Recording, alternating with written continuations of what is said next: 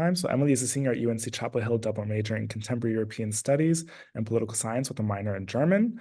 Emily is completing her senior honors thesis on the presence of far-right movements in the former German Democratic Republic. And her presentation is entitled The Prevalence and Popularity of Far-Right Movements in the Regions of Former East Germany. And I will hand the floor over to you. All right, so yes, as Tracy said, my research concerns the prevalence and popularity of far-right movements in the former East Germany, including political parties, as well as movements in general. Much of this research was completed as a part of my senior honors thesis as a contemporary European studies student under my thesis advisor, Dr. Priscilla Lane.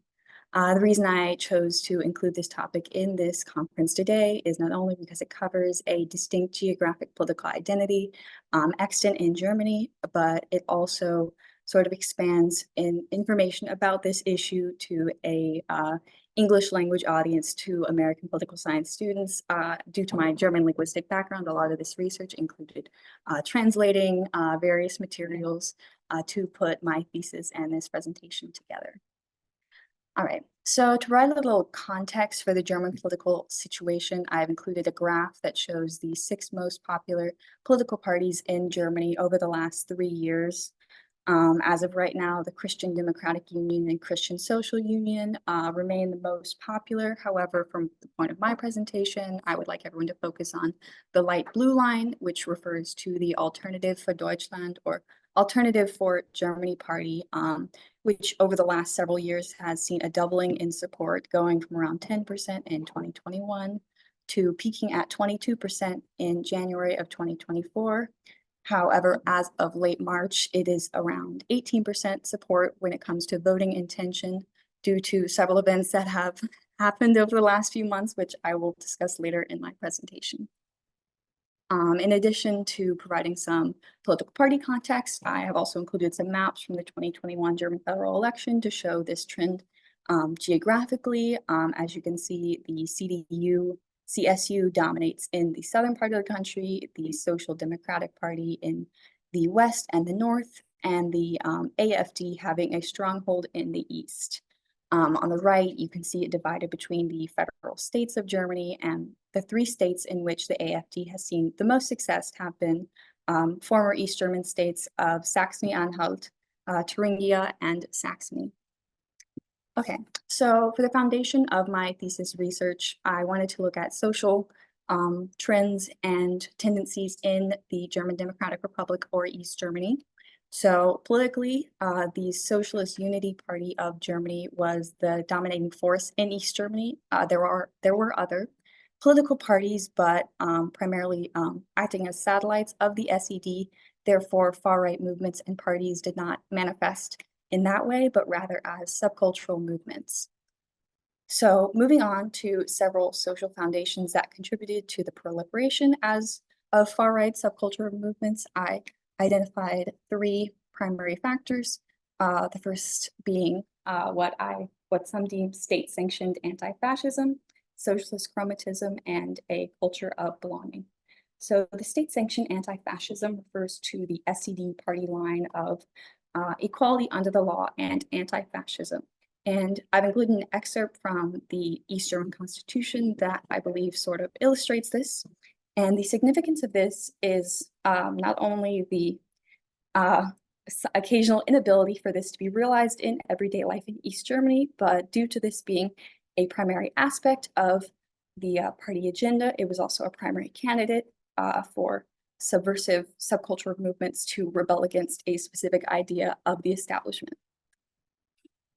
Moving on to the idea of socialist chromatism, that is a term originated by academic Quinn Slobodian that refers to the SED's approach to race in East Germany, which was meant to reject racial thinking and hierarchy. However, similar to equality, it wasn't always seen in everyday life. And in East Germany, particularly Vietnamese migrants face discrimination and hierarchies in the workplace, despite the notion of socialist solidarity in the country. And such attitudes would continue past reunification. And the third factor is a culture of belonging, which refers to the broad routinization of everyday life in East Germany, as well as the monopolization of time by the East German government, not only in the workplace, school, but also free time. So this referred to not only the surveillance apparatuses, but how much of the community and social ties were tied to the East German government, including through youth organizations and similar groups. So approaching reunification, a especially tumultuous time in East Germany was known as Die Wende, or the turnaround, which ranged from the fall of the Berlin Wall in 1989 to the finalization of reunification in 1991. And during this time, it was rather tumultuous for East Germans, some dubbing it an era of a one-sided nation building, referring to one, the loss of identity and community, not only due to the dissolution of East Germany, but also the absorption into West Germany as it concerned community organizations and economic models. So due to a dissolution of community organizations such as youth organizations that were a part of the SED, there was a vacuum in which subcultural far-right movements could potentially fill by appealing to especially younger East Germans. And a recruitment point was often the economic situation of East Germany, in which a formerly worker and peasant socialist state had to transition into a capitalist landscape, which often brought about economic inequality between the East and the West, as well as high rates of unemployment. Immediately following reunification, there were several instances of political violence and riots in the former East, including in the Saxon city of Hoyerswerda in September of 1991 and the northern city of Rostock in 1992. Both of these instances were targeting migrant populations in the cities, specifically Vietnamese migrants and refugee housing.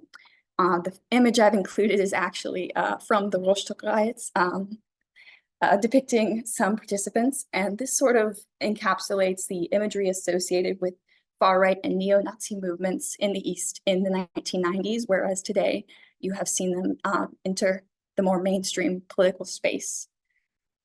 Also in the late 90s to early 2000s, the concept of nostalgie, or nostalgia for the East, was beginning to be weaponized by far-right movements, including the National Democratic Party of Germany, as well as the AfD today.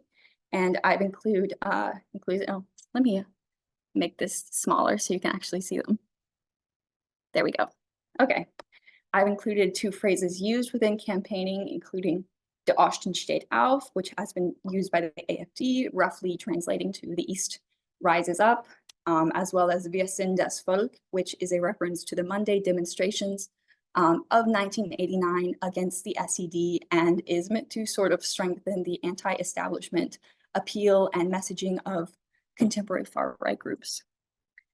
So moving on to the AfD specifically, it was founded in 2013, primarily in response to the Eurozone debt crisis. So its initial policy positions were that of Euroscepticism and liberal economics. However, in the wake of the 2015 migration crisis, it did sort of shift its policy towards the right, focusing on anti-immigration, German nationalism, and nativism. And so by 2017, it sort of established itself as the far-right presence in German politics. It also has had multiple run-ins when it comes to its constitutional hostility, particularly concerning its youth wing and its one of its main factions. So its youth wing, or the Junge Alternative, Young Alternative, was classified as an extremist organization in April of 2023.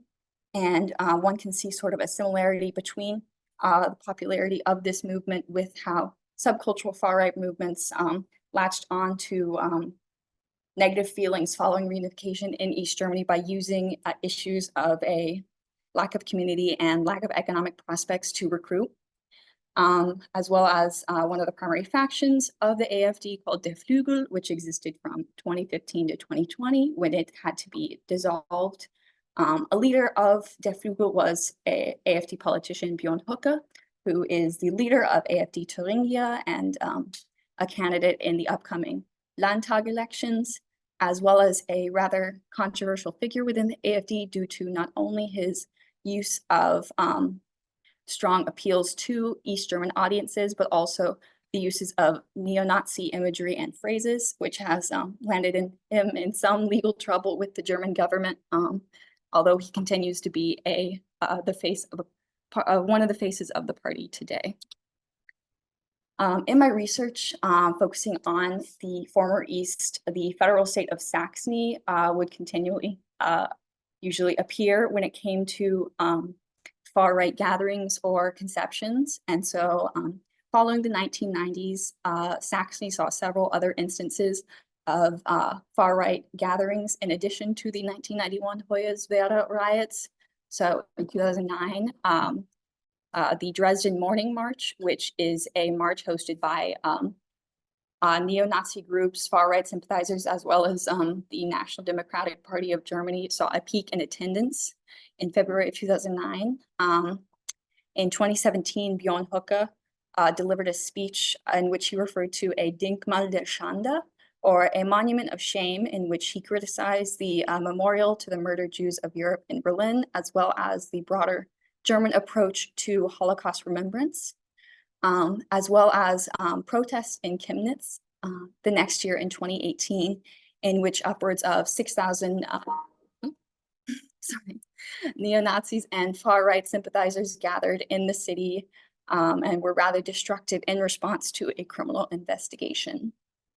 In addition to these specific events, several far-right movements have found their origins or a stronghold in Saxony. This has included the NPD, or what has been rebranded as Die Heimat, which saw electoral success in Saxony, surpassing the 5% political threshold in the early 2000s, although it has mostly vanished from the mainstream German political stage and is considered a predecessor, more so, of the Alternative für Deutschland when it comes to a far-right presence in German politics. The movement Patriotic Europeans Against the Islamization of the West, or Pegida, has its headquarters in Dresden. And on the left, I have shown two maps of electoral results for Saxony, one being their 1990 and one being 2019.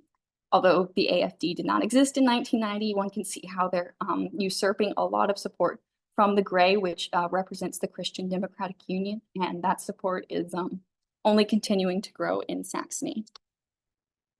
While I decided to focus on this due to the lack of English language and American accessible resources regarding this topic, this is definitely an active conversation in Germany.